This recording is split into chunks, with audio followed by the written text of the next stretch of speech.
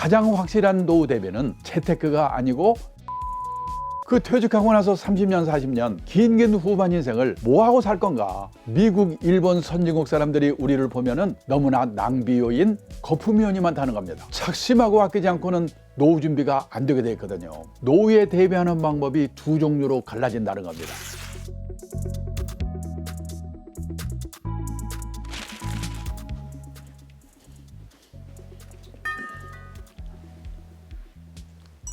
안녕하십니까. 저는 트러스턴 자산운용 연구포럼의 대표를 맡고 있는 강창입니다. 저는 지난 50년 동안 금융 투자 업계에서 일을 해왔습니다.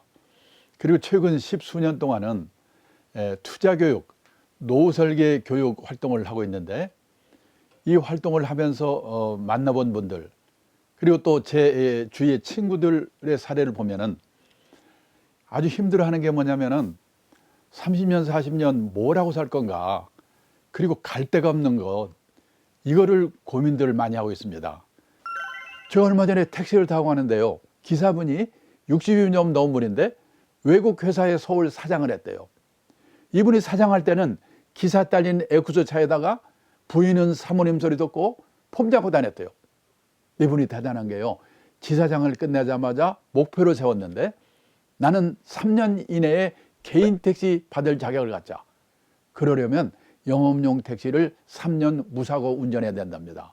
그때 그분이 1년 8개월이 됐다고 하더라고요. 이런 분이 들고 있어요. 그렇게 살다 보니까 60이 돼서 먹고 살 걱정이 없게 됐다. 유감스럽게도 그런 분이 우리나라에는요 20-30% 정도밖에 안 되는 것 같아요.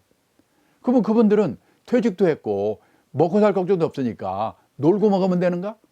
아닙니다.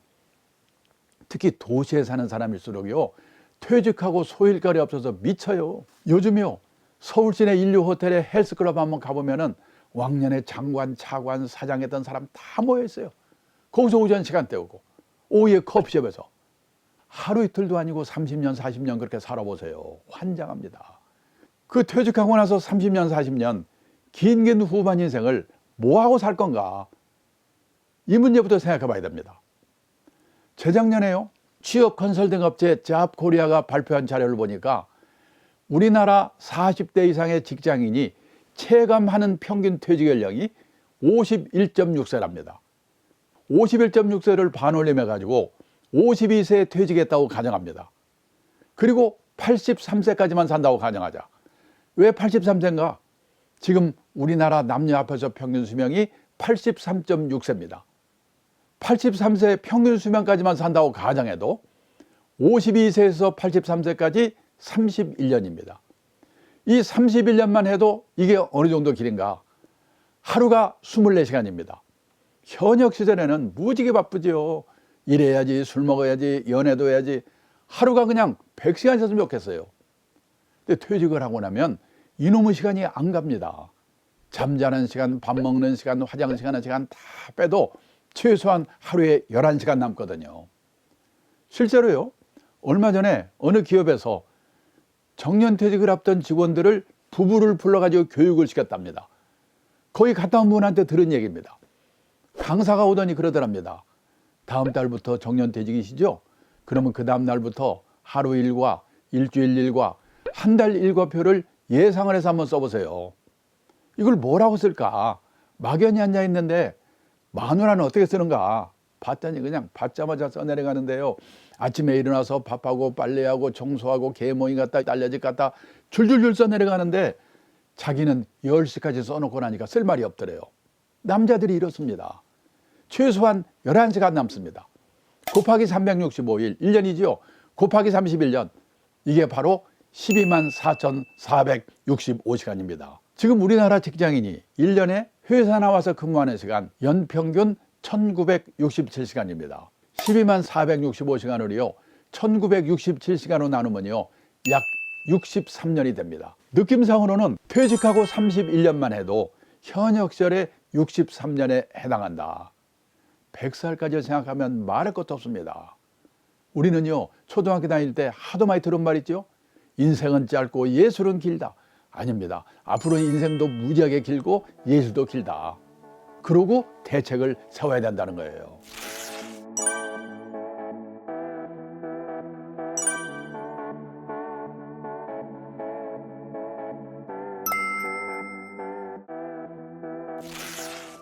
기억나시겠지만은 70년대, 80년대, 90년대 초까지만 해도 우리 경제는 매년 10%대 두 자릿수 경제 성장을 했습니다. 근데 몇 년 전부터 4%, 3%, 2%, 재작년에는 마이너스 성장을 했습니다.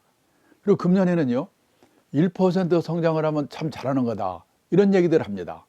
왜 그러냐? 경제 성장률이 높아지기 위해서는 노동인구가 늘어나야 되고 출산율이 높아져야 되고 또 일을 열심히 해야 되는데 아시다시피요. 1955년에서 60년에 출산율이 6.3명이었는데 이게 2022년에는요 0.78명입니다. 둘이 만나서 한 명도 낳지 않은 겁니다. 이게 바로 문제입니다. 이대로 가게 되면은 2035년이 되면 우리나라 여성 3명 중 1명이 65세 이상 할머니 대국이 된다는 겁니다. 그리고 2040년이 되면 인구 4명 중 1명이 75세 이상 초고령자가 된다는 겁니다. 그 많이 들으신 얘기겠지만은요, 고령화의 속도라는 면에서 프랑스에서요, 155년 동안에 진행된 일이 이웃나라 일본에서요, 35년 동안에 진행이 됐습니다. 4배, 5배의 속도로. 그래서 일본 사람들이 그 속도에 적응을 못하고 지난 30년 넘게 저 고생을 하고 있는 겁니다. 근데 우리나라는 더 화끈합니다. 일본도 저리 가라. 25년 동안에 진행이 된다는 겁니다. 그래서요, 바로 엊그저께까지 상식으로 생각했던 직업에 관한 생각, 주택에 관한 생각, 애들 교육에 관한 생각, 애들 결혼에 관한 생각, 그리고 내 노후에 관한 생각, 이 생각들을 180도 빨리빨리 바꿔야 된다는 겁니다. 예를 들어서요, 조상님들 산소스는 장묘 문화 한번 생각해 보겠습니다.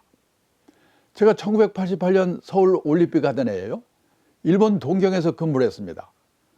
아버지가 돌아가셔서 벼락같이 귀국을 해가지고 산소 자료를 구하는데요, 없어요. 서울에 벽제를 갔더니 북향에 절벽 같은 데밖에 없어요. 그래서 아는 분을 통해서 천안에 모셨습니다. 그때 우리나라의 화장률이 15%였습니다. 근데 일본은 100% 화장했거든요. 그때 제가 무슨 걱정을 했냐면, 이러다가 우리나라는 삼천리강산이 무덤으로 덮이겠구나, 그런 걱정을 했습니다. 그런데요, 그로부터 10년이 지나서 1998년입니다. SK그룹의 최정현 회장님이 돌아가시면서 화장을 했습니다. 이분은 화장 캠페인을 하신 분이거든요. 그 영향을 줬나? 화장률이 20%가 됐습니다. 3년 전인가요? LG그룹의 구원모 회장님이 돌아가시면서 수목장을 했습니다. 지금 우리나라의 화장률이 몇 퍼센트인지 혹시 알고 계십니까? 3년 전에 88%, 지금 91%라고 합니다. 이렇게 바뀌었습니다. 그래서 지금 일본은요, 죽음이 많은 사회, 다사 사회라고 합니다. 그런데요, 일본도 화장터가 혐오시설이라고 해가지고 많이 짓질 않았습니다. 화장터가 없어서 화장을 할 수가 없는 겁니다. 시신을 집에 놔둘 수 없습니다. 병원에서는 갖고 나가라고 그러죠. 요즘 일본에서 유행하는 게 뭐냐? 시신 보관 호텔이 유행이라는 겁니다. 이렇게 세상이 바뀝니다. 다시 말씀드리지만은 엊그저께까지 상식으로 생각했던 직업에 관한 생각, 주택에 관한 생각, 애들 교육에 관한 생각, 애들 결혼에 관한 생각, 내 노후에 관한 생각, 이 생각을 180도 빨리빨리 바꿔야 된다는 겁니다.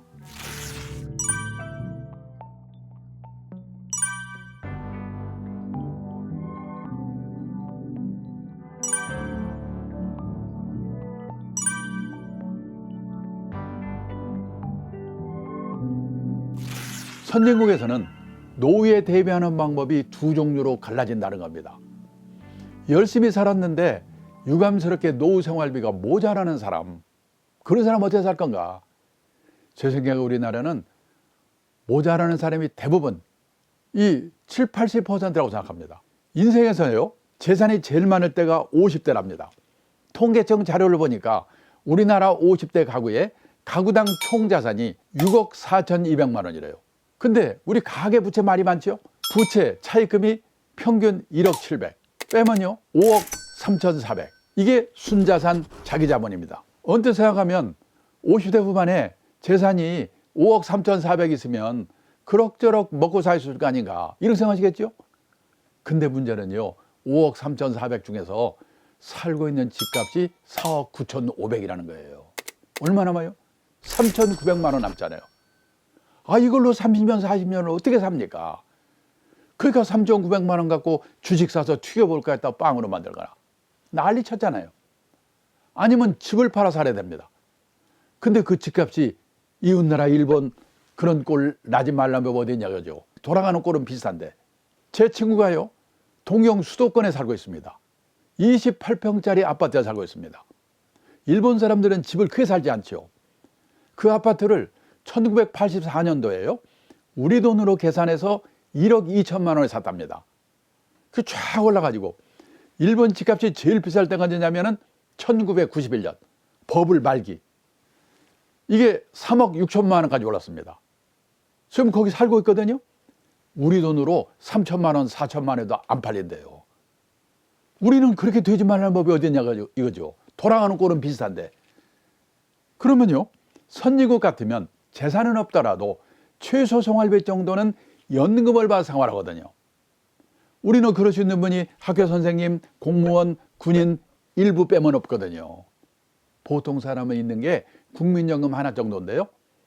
저도 놀랐는데 우리나라 65세 이상 고령자 중에서요, 국민연금 나이 들어서 2, 30만 원에도 받는 이 노령연금을 받는 분이 49%, 절반밖에 안 된대요. 더 문제는 월 수령액이 60만 원 미만이 77%, 100만 원 이상 받는 사람은요 8%밖에 안 돼요. 8.9%. 퇴직연금? 작년에요, 퇴직연금 적립금액 300조 원을 가입자 수로 나눠봤더니요 1인 평균이 3,800만 원. 개인연금? 가입자도 많지 않지만 계좌 수로 나눠봤더니 약 5천만 원. 두 개 다 있다고 해봤자 2년, 3년 지나면 없어져요. 있는 게 뭡니까? 달랑 집 한 채. 근데 그 집이 아까 말한 제 친구 꼴 나지 않을까? 지금 일본의 동경에 가면요, 이 우리 말하면 신도시, 분당, 일산, 80년대까지만 해도 흥청흥청하던 신도시인데요, 저녁에 가보면 불 안 들어오는 아파트가 많아요. 비어 있어가지고. 지금 일본의 빈집이 3년 전에요 846만 채라고 하더라고요. 금년에 1,000만 채가 된다고 예측을 하더라고요. 10년 후가 되면요 일본 집 3채 중에 한 채가 빈집이 될 거래요. 우리나라 빈집? 3년 전에 151만 채라고 하더라고요. 시골에 농가주택 비어 있는 거? 아닙니다. 대도시 한복판에도 빈집이 생긴대요. 도청이 있던 자리가 도청이 딴 데로 옮겨가 버리면 그 동네가 빈집이 생겨요. 노후에 도움이 안 돼요. 근데 신문에 텔레비에서는 노후가 편하려면 10억이냐 7억이냐. 저는요 신문기자 만날 때마다 제발 좀 그런 것 좀 쓰지 마라. 우리나라 대부분이 그렇게 안 되는데 그런 기사를 보면 도움이 됩니까? 복통 터지고 초조하죠. 그래서 지금 우리나라에 온갖 사기 사건이 횡행합니다. 부동산 기획 사기. 책방에 가보면 재테크 광풍입니다. 2배를 튀기는 법, 3배를 튀기는 법. 아니 책 한 권 읽고 2배를 튀길 수 있으면 그 인생이 얼마나 간단하겠습니까? 그런 방법 없죠.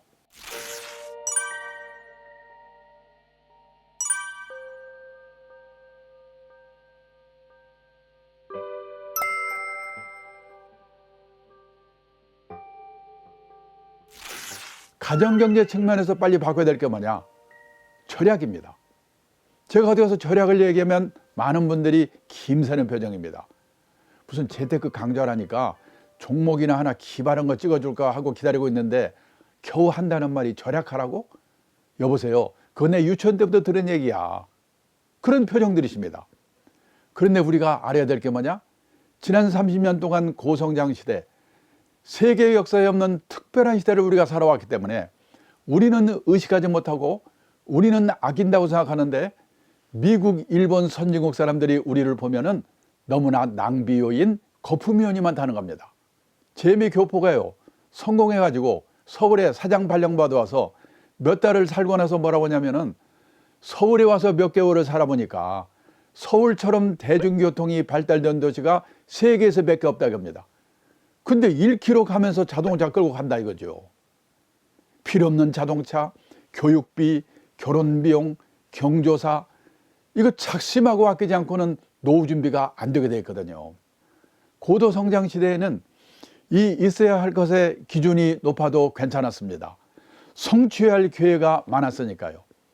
하지만 성취의 기회가 적고 평준화하는 저성장 시대에는 있어야 할 것의 기준이 높을수록 좌절하고 불행해질 확률이 높아집니다. 그래서 요즘 생각 있는 부모들은 그 애들에게 결핍에 적응하는 방식을 가르치고 있다는 겁니다. 제가 얼마 전에 어느 모임에 갔더니요, 유명한 교수님이 재배했는데 외동딸이랍니다. 그의 봄에 대학을 졸업했는데 그때까지 취업을 못했답니다. 괜찮은 대학 나왔고 유명한 교수가 한 번만 부탁하면 안 될 것도 없는데 안 한답니다. 자기 딸이 용돈이 궁한 것 같은데 자기 돈이 있거든요. 주고 싶은 마음이 꿀떡 같은데 참고 참는답니다. 결핍에 적응하는 방식을 가르치기 위해서. 우리가 그걸 안 해가지고 우리 애들이 지금 장난이 아니거든요. 한 달에 10만 원 쓴 사람이 9만 원을 쓰게 되면 10% 절약한 겁니다. 고성장 고금리 시대는 그까이 그 주식 사서 부동산 사서 10% 수익 내면 되는 거지. 다 그런 생각을 했거든요. 그런데 이게 저성장 저금리 시대에는 막말로 엿장수 맘대로 안 되거든요. 근데 절약은 하기에 따라서는 자기 의지대로 될 수가 있다는 겁니다.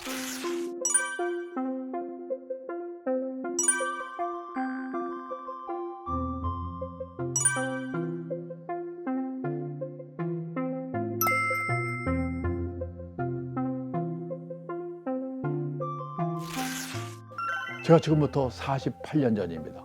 1975년인데요. 일본 동경 증권거래소라는 데 가서 연수를 받았습니다. 그때 일본의 전체 인구 중에서 노인 비율이 8%였습니다. 지금 우리나라 노인 비율이요 18%입니다. 하루는요, 그때 동경 증권거래소 지하에 주식이나 채권을 보관하는 창고가 있는데요. 그 앞을 견학하는데 머리가 허연 70은 넘어서 가던 노인들이 100명 정도 앉아가지고 주식을 세고 있어요.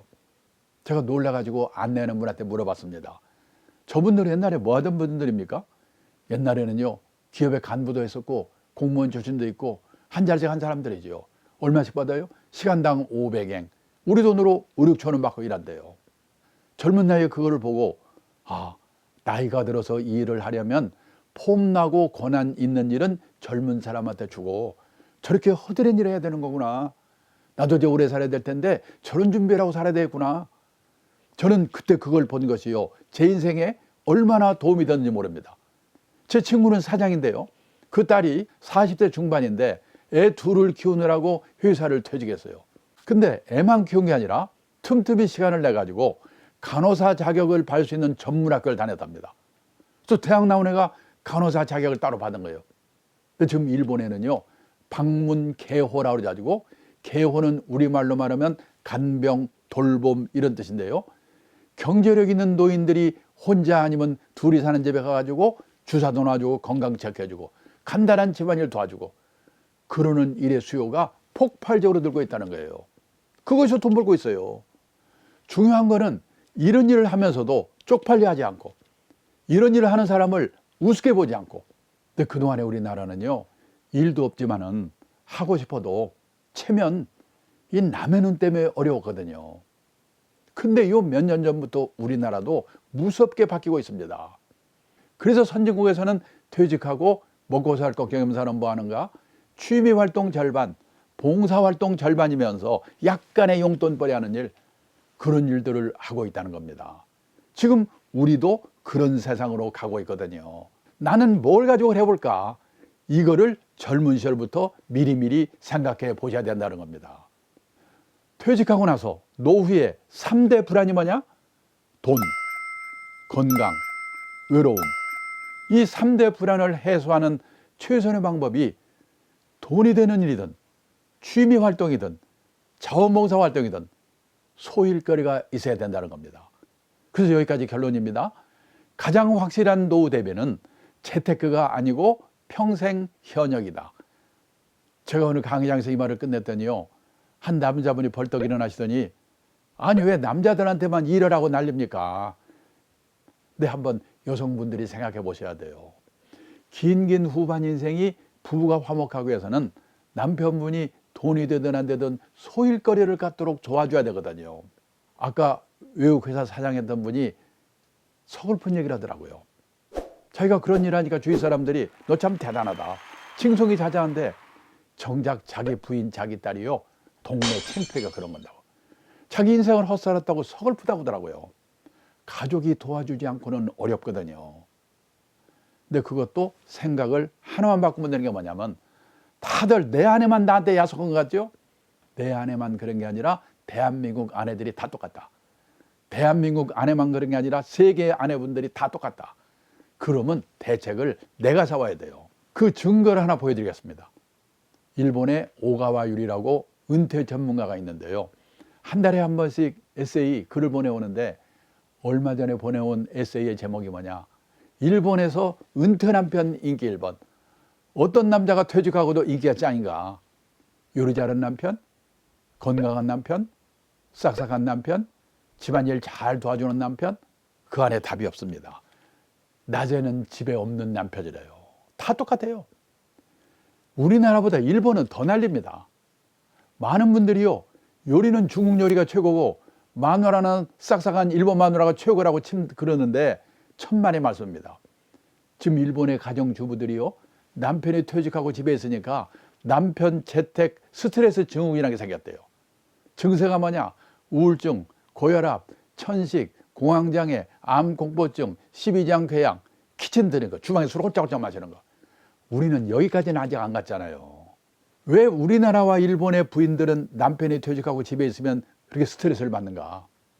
우리나라와 일본은 남편이 현역으로 있는 동안은 남편의 세계와 아내의 세계가 분단된 세계에 따로따로 노는 거예요. 그러다가 30년, 40년에 만나니까 이게 헷갈리는 거예요. 미국은 커플 문화, 젊을 때부터 같이 움직이거든요. 거기는 퇴직해서 그런 일이 생기지 않아요. 젊을 때 생기면 생겼지. 지금요, 우리나라의 황혼율, 이혼율이 높아지고 있습니다. 노후에 있잖아요. 노후 파산하는 5가지 리스크가 있습니다. 첫째가 뭐냐? 은퇴 창업에서 실패하는 리스크. 둘째가 금융 사기 당하는 리스크. 셋째가 중대 질병에 걸려가지고 돈 다 쓰고 파산하는 리스크. 그다음에 네 번째가 자식한테 돈 퍼주고 자녀 리스크, 성인 자녀.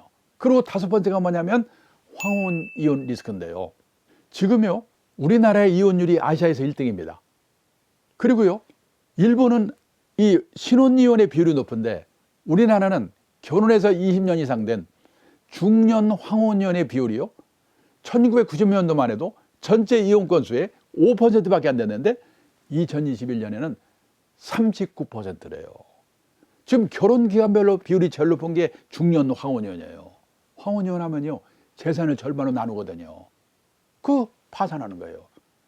그래서 이 남자분들은 퇴직하고 나서 이 부인과의 화목하게 대해서 젊을 때부터 미리미리 생각해 봐야 되는데, 일이 바쁜데 그런 생각 언제 합니까?